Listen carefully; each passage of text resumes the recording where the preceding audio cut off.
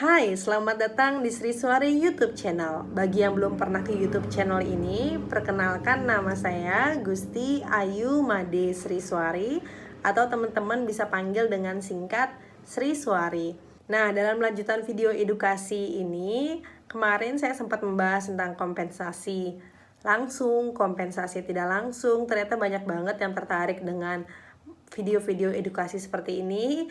Jadi mari kita buat video edukasi yang ketiga, yaitu tentang International Human Resource Management atau manajemen sumber daya manusia global.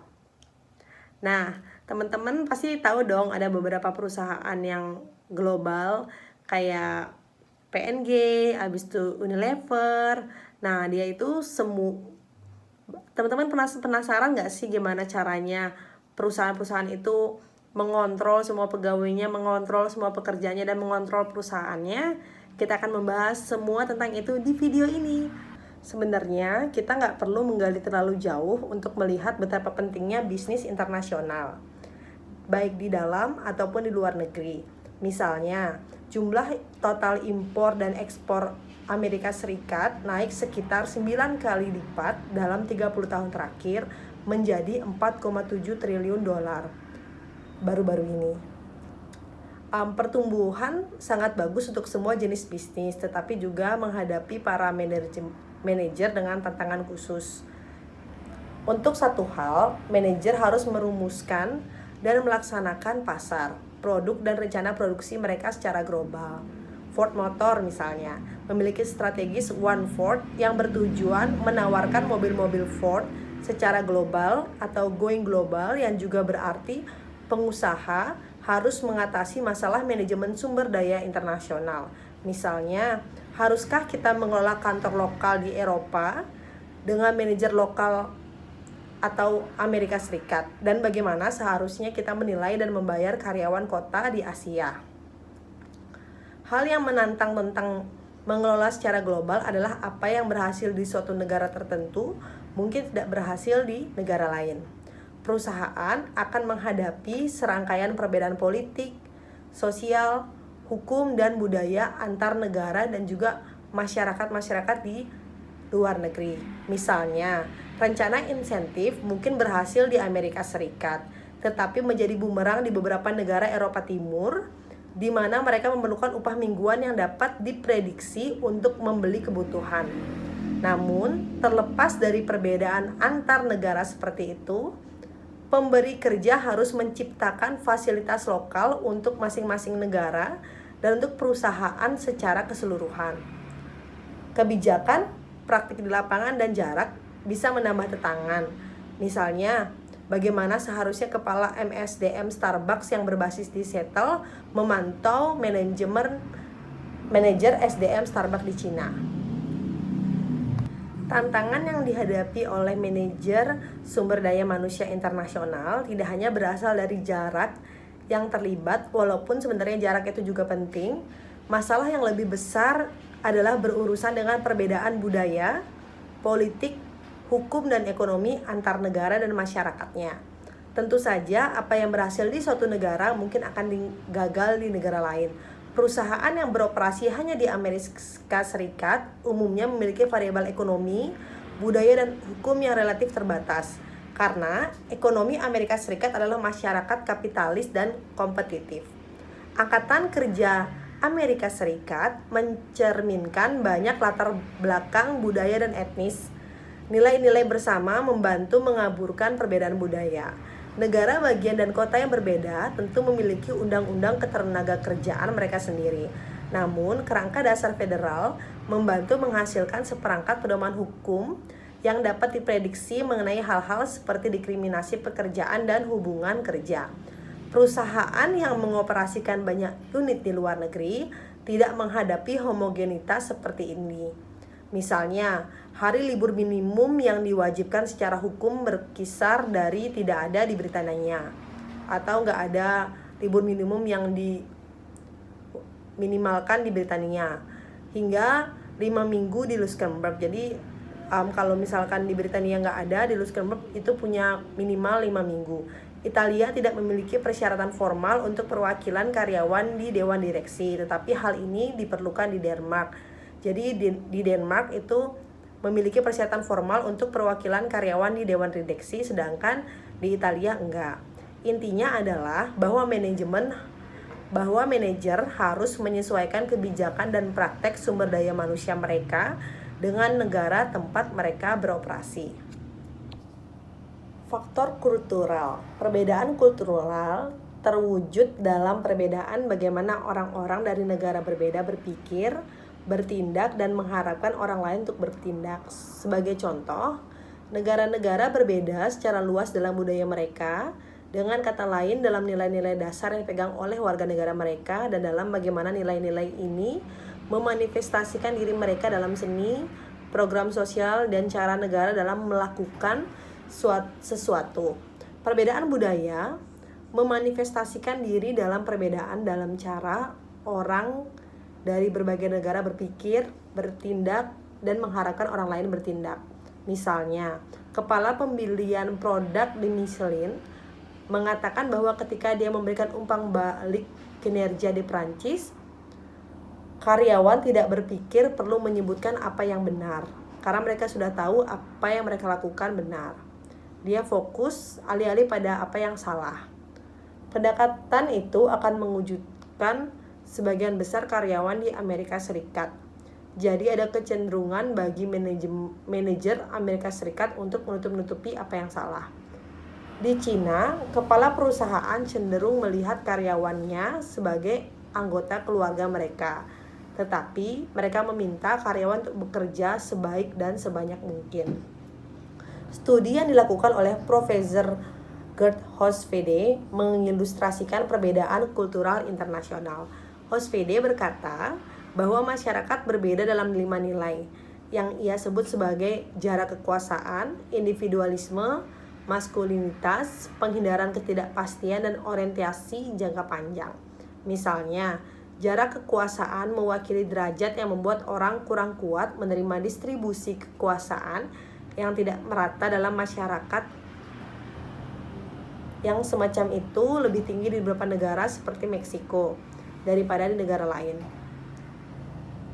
Untuk melihat bagaimana budaya negara Anda dibandingkan dengan orang lain, boleh teman-teman kunjungi www.gerthosvede.com. Di situ teman-teman bisa lihat sendiri gimana perbandingan negara teman-teman dengan negara orang lain.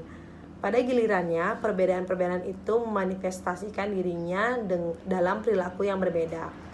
Perbedaan budaya seperti itu mempengaruhi kebijakan dan praktek sumber daya manusia. Dalam sistem ekonominya, perbedaan dalam sistem ekonomi diterjemahkan menjadi perbedaan dalam praktek sumber daya manusia antar negara.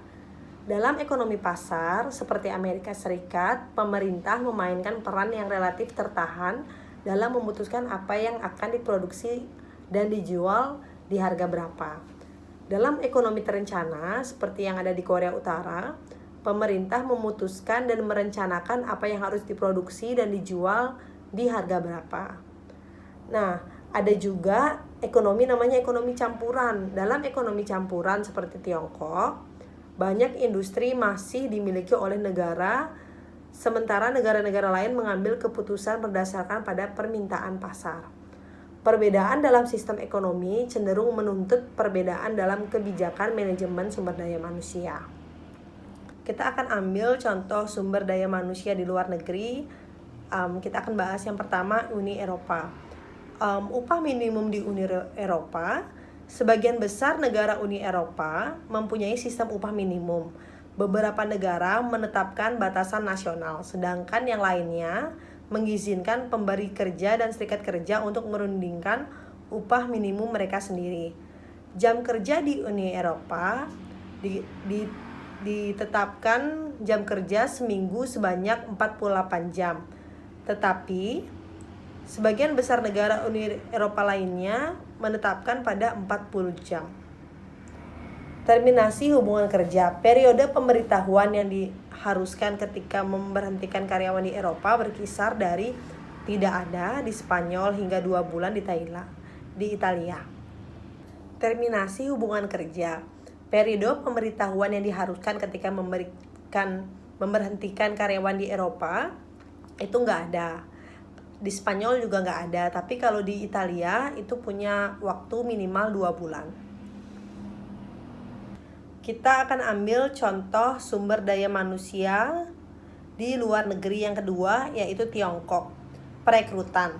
Hukum kontrak pekerjaan Tiongkok mengharuskan di antaranya bahwa pemberi kerja melaporkan nama, jenis kelamin, nomor identitas, dan persyaratan kontrak untuk semua karyawan yang mereka pekerjakan dalam 30 hari dari karyawan tersebut mulai dipekerjakan kepada Biro Tenaga Kerja lokal.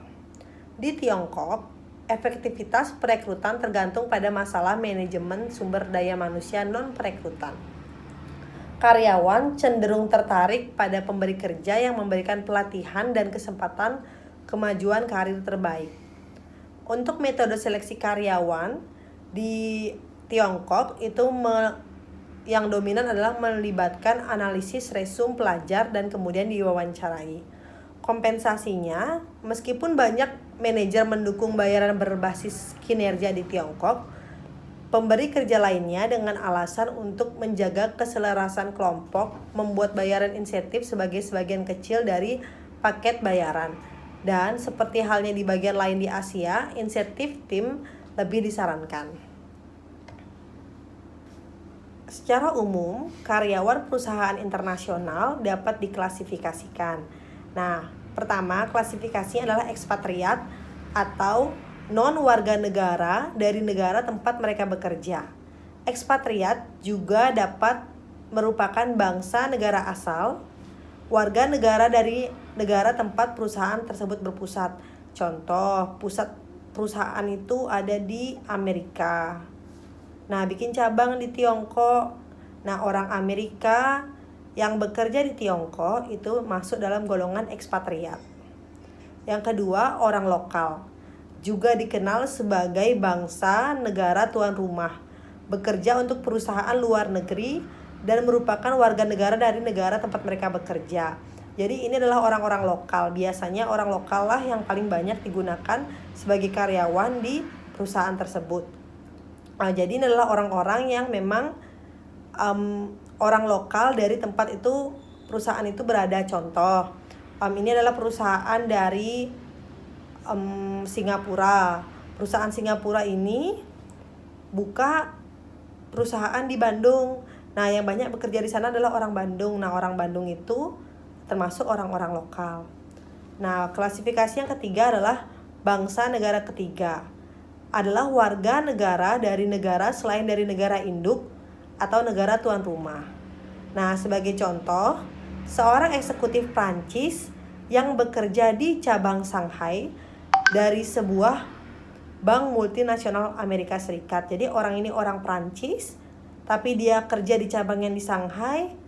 Tapi perusahaan ini bukan perusahaan Shanghai, tapi perusahaan Amerika Serikat. Bukan hanya fakta-fakta saja yang mempengaruhi keputusan penyusunan staf internasional. Kecondongan pribadi dan nilai-nilai eksekutif puncak juga memainkan peran. Sejumlah eksekutif lebih berorientasi pada ekspatriat. Para ahli mengklasifikasikan nilai-nilai puncak etnosentris, polisentris, atau geosentris. Kita akan membahas yang pertama dulu, etnosentris. Pandangan etnosentris merupakan keyakinan parokialisme bahwa pendekatan dan praktek kerja terbaik adalah yang dimiliki oleh negara asal atau negara sendiri, negara di mana kantor-kantor utama milik perusahaan berada. Para manajer yang berpandangan etnosentris meyakini bahwa orang-orang di negara lain tidak memiliki kemampuan, keahlian, pengetahuan, atau pengalaman yang dibutuhkan untuk membuat keputusan bisnis terbaik. Para yang memegang pandangan etnosentris ini itu pasti mengutamakan negara tempat mereka berasal. Contoh, perusahaan Amerika Serikat itu membuat cabang di Shanghai. Nah, manajer ini menganggap bahwa hanya orang-orang yang dari Amerika Serikat lah yang ahli di bidangnya daripada orang-orang di Shanghai atau orang-orang lainnya. Nah, seperti itu untuk pandangan etnosentris. Yang kedua adalah pandangan polisentris. Pandangan polisentris memandang bahwa para karyawan di negara tuan rumah atau host country mengetahui pendekatan dan praktek kerja terbaik untuk menjalankan bisnis di negara tersebut. Para manajer berpandangan polisentris menganggap bahwa semua operasi luar negeri bersifat berbeda dan sulit dipahami. Maka mereka cenderung mempersilahkan para karyawan di negara tuan rumah menyimpulkan cara terbaik perusahaan beroperasi. Contoh nih, perusahaan Singapura bikin cabang di Indonesia. Nah, orang Singapura nih, manajer ini menganggap bahwa orang lokal lah yang paling ahli karena dia yang biasa di sana, jadi dia lebih ahli daripada orang-orang lain. Ini pandangan dari orang-orang polisentris. Nah, yang ketiga adalah pandangan geosentris. Pandangan geosentris merupakan sebuah pandangan berorientasi dunia yang berfokus untuk menggunakan pendekatan dan orang terbaik dari seantero dunia. Para manajer yang berpandangan geosentris memiliki wawasan global dan mencari pendekatan yang terbaik tanpa memandang asal negaranya. Pandangan geosentris menuntut dihapuskannya pandangan parokial dan dikembangkannya pemahaman mengenai perbedaan antar kebudayaan. Inilah tipe pendekatan yang dibutuhkan para manajer sukses dalam lingkungan global masa kini. Jadi pandangan geosentris ini dia itu menganggap bahwa semua orang itu punya keahlian. Jadi dia membuka nggak harus dari negara asalnya atau negara lokalnya, semuanya itu bisa ahli di bidang itu. Dan menurut saya itu yang terbaik sih. Seleksi manajer internasional. Sebenarnya penyaringan manajer untuk ditempatkan di luar negeri serupa dengan penyaringan manajer untuk ditempatkan di perusahaan asal atau perusahaan domestik, yaitu dilakukan tes, wawancara, dan pengecekan latar belakang berlaku baik untuk menyeleksi ekspatriat maupun penugasan domestik. Tetapi seleksi untuk penugasan asing itu sedikit aja berbeda. Berbedanya cuma sedikit kok. Contohnya terdapat faktor kesendirian di negeri asing. Lebih jauh, kemampuan beradaptasi orang tersebut penting. Beberapa orang dapat beradaptasi dimanapun, sedangkan orang lainnya gagal untuk beradaptasi dimanapun. Jadi nilai plusnya adalah kemampuan beradaptasi yang tinggi karena dia harus bekerja di tempat yang asing atau berbeda dari tempat tinggal biasanya. Ada juga yang harus kita pertimbangkan adalah pentingnya keragaman. Dengan mengirimkan manajer wanita ke luar negeri, banyak banget yang kebanyakan manajernya itu adalah manajer laki-laki. Jadi harus ada keragaman. Sebenarnya banyak juga kesalahpahaman persepsi yang masih ada bahwa wanita tidak ingin bekerja di luar negeri, enggan untuk mengajak keluarga mereka pindah ke luar negeri, atau tidak dapat meminta pasangan mereka untuk pindah. Faktanya, survei membuktikan bahwa wanita menginginkan penugasan internasional. Mereka tidak enggan untuk mengajak keluarga mereka pindah ke luar negeri, dan pasangan laki-laki mereka tidak selalu semuanya segan atau enggan. Nah, selain keberagaman, kita juga harus menghindari kepulangan awal ekspatriat. Jadi, penugasan ekspatriat tersebut mungkin gagal ketika ia melakukan kepulangan awal yang tidak direncanakan. Dalam sebuah studi, para manajer Amerika Serikat menyebutkan dalam urutan yang dimulai dari yang paling penting. Alasan bagi ekspatriat untuk pulang awal: pertama, ketidakmampuan pasangan untuk menyesuaikan diri. Kedua, ketidakmampuan manajer untuk menyesuaikan diri. Ketiga, permasalahan keluarga lainnya. Yang keempat, ketidakmatangan kepribadian atau emosional manajer dan ketidakmampuan untuk mengatasi tanggung jawab di luar negeri yang lebih besar. Untuk menghindari hal ini semua, harus dilakukan persiapan yang matang. Di antaranya, memastikan ekspatriat itu mampu dan pasangan dan keluarga juga mampu mengorientasi dan melatih karyawan untuk penugasan internasional. Eksekutif cenderung sepakat bahwa mereka yang ditugaskan secara internasional akan berhasil baik ketika mereka menerima pelatihan khusus dalam hal-hal seperti bahasa dan kultur yang mereka butuhkan. Jadi sebelum ditugaskan, orang-orang yang akan dikirim ke perusahaan itu akan mendapatkan pelatihan khusus dalam hal-hal bahasa dan juga budaya dan juga kultur yang dibutuhkan. Beberapa perusahaan menggunakan manajer yang pulang untuk menanamkan cara pikir global pada mereka yang berangkat. Jadi beberapa perusahaan itu menggunakan manajer-manajer yang baru pulang dari negara tersebut atau perusahaan tersebut untuk mengajari para juniornya yang akan berangkat menuju ke perusahaan cabang internasional. Di luar pelatihan prakeberangkatan tersebut, semakin banyak perusahaan memberikan pelatihan lintas kultural dalam negeri secara terus-menerus selama tahap awal penugasan luar negeri. Nah, walaupun begitu, tetap juga harus dilakukan penilaian kerja manajer internasional. Saran-saran yang bisa dilakukan untuk meningkatkan proses penilaian ekspatriat meliputi: pertama, adaptasikan kriteria kinerja dengan pekerjaan dan situasi lokal. Jadi kriteria kinerja dan juga pekerjaannya itu harus disesuaikan dengan situasi lokal di sana. Yang kedua, berikan bobot evaluasi lebih pada penilaian dari manajer di tempat dibandingkan dengan manajer di tempat negara asal. Jadi kalau dia itu ada di tempat lain atau di luar negeri, dia harus mendapatkan bobot yang lebih tinggi daripada manajer yang ada di negara asal perusahaan tersebut, karena jelas yang kerja di luar itu lebih banyak tantangannya. Yang ketiga, jika manajer di kantor negara asal melakukan penilaian tertulis aktualnya, buatlah ia menggunakan bekas ekspatriat dari lokasi luar negeri yang sama untuk mendapatkan nasihat. Nah, walaupun dari luar negeri juga dia tetap harus diberikan kompensasi.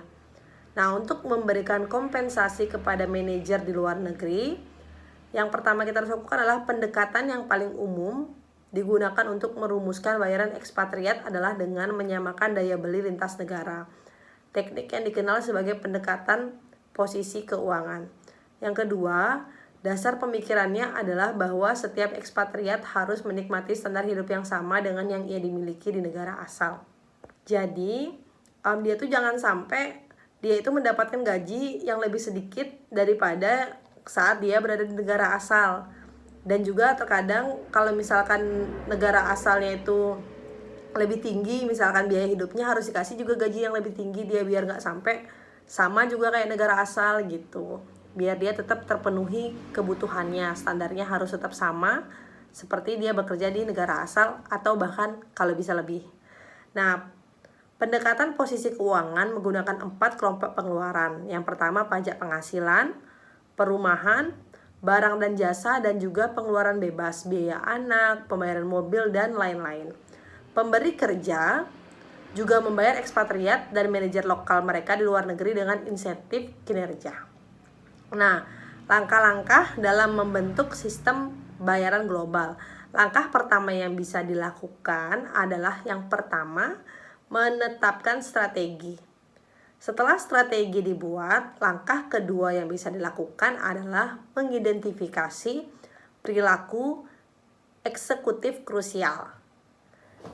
Jika mengidentifikasi perilaku eksekutif krusial sudah dilakukan, bisa kita lakukan langkah ketiga, yaitu kerangka kerja filosofi global. Setelah itu langkah keempat adalah identifikasi kesenjangan. Langkah kelima adalah mensistematisasi sistem bayaran. Langkah keenam adalah mengadaptasikan kebijakan bayaran.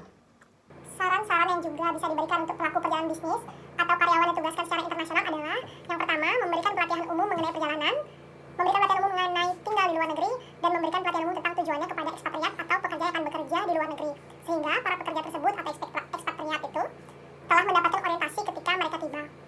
Yang kedua, memberitahu mereka untuk tidak menarik perhatian mengenai fakta bahwa mereka adalah orang dari negara asal tempat tersebut atau mungkin orang Amerika dengan mengenakan lambang bendera misalnya. Terus yang ketiga, sarankan agar para ekspatriat atau pelaku perjalanan kerja di luar negeri itu untuk tiba di bandar udara mendekati waktu keberangkatan dan menunggu di area yang jauh dari lalu lintas utama. Yang keempat adalah melengkapi mobil dan rumah ekspatriat dengan sistem keamanan agar ekspatriat semakin merasa aman dan juga nyaman. Yang kelima, memberitahu karyawan atau ekspatriat untuk memvariasi waktu keberangkatan dan waktu kedatangan mereka dan melewati rute yang berbeda menuju dan dari arah kerja untuk menghindari hal-hal yang tidak diinginkan. Yang keenam, membuat karyawan selalu mengetahui perkembangan terkini pada tindakan kriminal atau permasalahan lainnya dengan secara rutin melihat layanan laporan perjalanan dari Departemen Negara Bagian. Lalu menasihati karyawan untuk terlihat percaya diri. Bahasa tubuh dapat menarik pelaku kejahatan dan mereka yang terlihat seperti korban acap kali menjadi korban. Nah, repatriasi itu ada permasalahan dan juga solusinya. Prinsip utama dari program repatriasi adalah memastikan bahwa ekspatriat dan keluarganya tidak merasa bahwa perusahaan telah melupakan mereka. A, T, dan T mempunyai sebuah program repatriasi yang terbagi menjadi 3 bagian. Bagian pertama, AT&T memasangkan ekspatriat dan keluarganya dengan seorang psikolog yang terlatih dalam masalah repatriasi. Yang kedua, AT&T memastikan agar karyawan selalu berasa bahwa ia masih berada di dalam lingkungan atau lingkaran kantor pusat. Yang ketiga, AT&T memberikan layanan repatriasi formal. Kita akan ambil contoh perusahaan Jepang bernama Hitachi. Beberapa tahun yang lalu, konglomerat Jepang Hitachi memulai strategi untuk merampingkan bisnisnya menjadi 6 kelompok berbasis pasar, tetapi terintegrasi di seluruh dunia dan menggabungkan mereka ke dalam apa yang disebut perusahaan One Hitachi. Takeo Yamaguchi adalah pemimpin Hitachi. Takeo Yamaguchi menyadari bahwa Hitachi membutuhkan strategi sumber daya manusia baru untuk mendukung strategi One Hitachi. Oleh karena itu, ia berusaha untuk menstandarisasi praktek sumber daya manusia Hitachi di seluruh dunia. Misalnya, ia membangun basis data sumber daya manusia global, termasuk data tentang hal-hal seperti nama karyawan dan riwayat kinerjanya. Untuk lebih mendukung One Hitachi, ia juga menstandarkan kebijakan penilaian dan kompensasi di seluruh dunia. Misalnya, sekarang seorang manajer di suatu wilayah di dunia dinilai dan diberi kompensasi dengan menggunakan proses dan standar yang sama dengan manajer yang sebanding di wilayah lain. Namun, mengingat perbedaan lintas budaya dan yang lainnya, orang dapat dengan wajar bertanya, apakah realistis bagi perusahaan untuk mencoba melembagakan sistem manajemen sumber daya manusia standar difasilitasnya di seluruh dunia? Terutama karena melakukan itu biasanya berarti mentransfer seleksi seseorang, pelatihan, penilaian pembayaran, dan praktek sumber daya manusia lainnya di luar negeri. Sebuah penelitian menunjukkan secara singkat, hasil penelitian menunjukkan bahwa pengusaha mungkin harus tunduk kepada manajer lokal tentang beberapa masalah kebijakan manajemen sumber daya manusia tertentu. Namun, mereka juga menyarankan bahwa perbedaan sumber daya manusia antar negara yang besar seringkali tidak diperlukan. Yang terpenting adalah bagaimana kita menerapkan sistem manajemen sumber daya manusia global. Dalam studi ini, para peneliti mewawancarai personel sumber daya manusia dari 6 perusahaan global. Pertama Elegant, kedua Dow, ketiga IBM, keempat Motorola, kelima Protector, dan keenam Gamble, serta konsultan sumber daya manusia internasional. Kesimpulan keseluruhan penelitian ini adalah bahwa pengusaha yang berhasil menerapkan sumber daya manusia global melakukannya dengan menerapkan beberapa praktek terbaik. Ide dasarnya adalah mengembangkan sistem yang dapat diterima oleh karyawan di unit-unit seluruh dunia dan yang dapat diterapkan oleh pemberi kerja dengan lebih efektif. Pertama, para pengusaha ini terlibat dalam 2 praktik terbaik dalam mengembangkan kebijakan dan praktek sumber daya manusia di seluruh dunia. Membentuk jaringan SDM global. Untuk mencegah penolakan manajer sumber daya manusia di seluruh dunia harus menjadi bagian dari tim manajemen sumber daya manusia global perusahaan. Perlakuan manajer sumber daya manusia lokal sebagai mitra yang setara. Misalnya, membentuk tim global untuk mengembangkan sistem sumber daya manusia yang baru. Membuat infrastruktur mitra di seluruh dunia yang akan digunakan untuk mendapatkan dukungan, untuk mendapatkan pembelian, dan untuk organisasi kegiatan lokal, dan juga dapat membantu untuk lebih memahami sistem mereka sendiri dan tantangan mereka sendiri. Ingatlah bahwa lebih penting untuk menstandarisasi tujuan dan kompensasi daripada metode-metode khusus lainnya. Sebagai contoh, IBM menggunakan proses rekrutmen dan seleksi yang pada dasarnya standar di seluruh dunia. Baiklah, sekian video tentang International Human Resource Management atau manajemen sumber daya manusia global. Mudah-mudahan teman-teman bisa mendapatkan manfaat dari video ini. Siapa tahu teman-teman besok bisa menjadi manajer sumber daya manusia global, atau mungkin teman-teman bisa punya perusahaan yang mengglobal. Bisa jadi. Mari kita berdoa dan berusaha selalu. Sampai jumpa di video berikutnya.